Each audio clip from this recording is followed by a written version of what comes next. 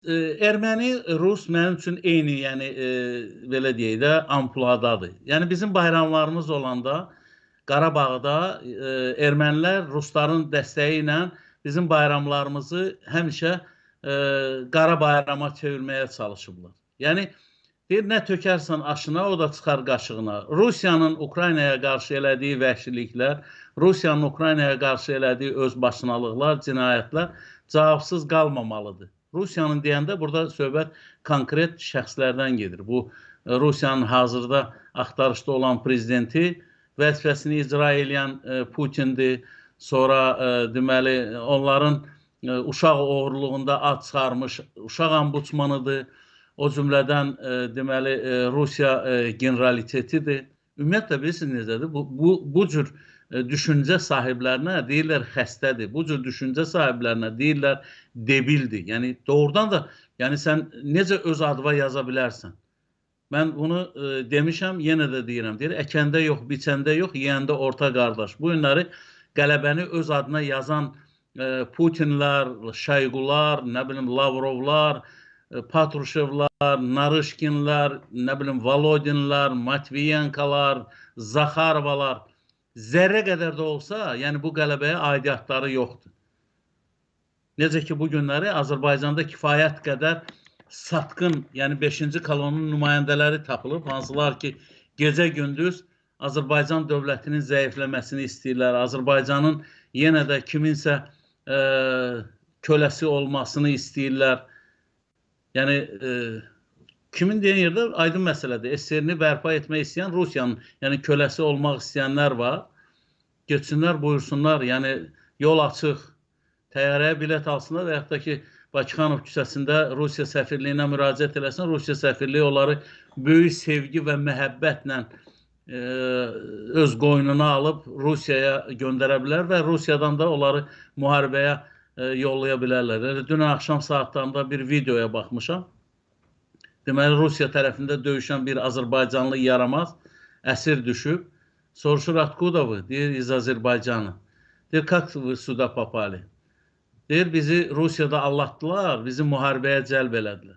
Yaxşı, Rus tupoydu, eşşəydi, başa düşmür. Sənin də ağlın yoxdur. Sən bilirsən ki, səni müharibəyə aparırlar, səni orada 200 min, 300 min pulu ay sənə verəcək, verməyəcək. Rusiya əməlli başlı atan şəkli ilə məşğuldur. O bilirsiniz də, yəni aparır orada, qırdırır və sonra da yəni nə ölüsündən, nə dirisindən xəbər var. O Kim Çın In var, başı işləməyən Kim Çın In.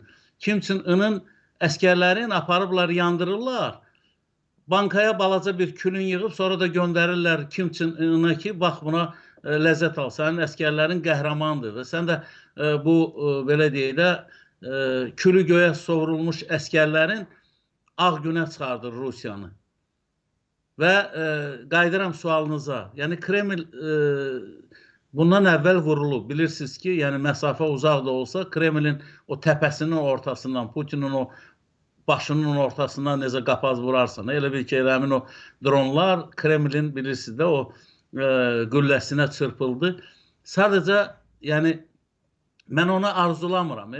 Məsələ burasındadır ki, sən Kiyevi zərbə altına alırsan, Odessa kimi bir tarixi şəhəri, şəhərin nə günahı var? Ay, belə deyim də, yaramaz siyasətçi. Sən niyə Odessanı dağıdırsan? Odessanı sən dədin tikir, sən tikmirsən. Hələ deyir, oradan o Patruşev var, o alkaşların biri var. Deyir ki, deməli, Odessa это российский город.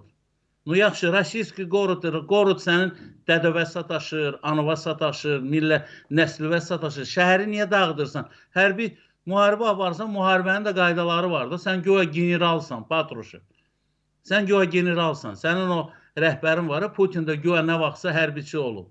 Hərbiçi olmayıb, onun həyatı boyu papka daşıyan olub. Yəni, ondan bundan danos yazmaqla gedib Almaniyada oturub, orada Angela Merkel kimi ağılda olan bəzi xanımlarla tez-tez ünsiyyətdə olub, onlarla tamasa keçib və bəzi məlumatlar öyrənib və pıçı-pıçı ilə məşğul olub. Yəni, SSR dövründə.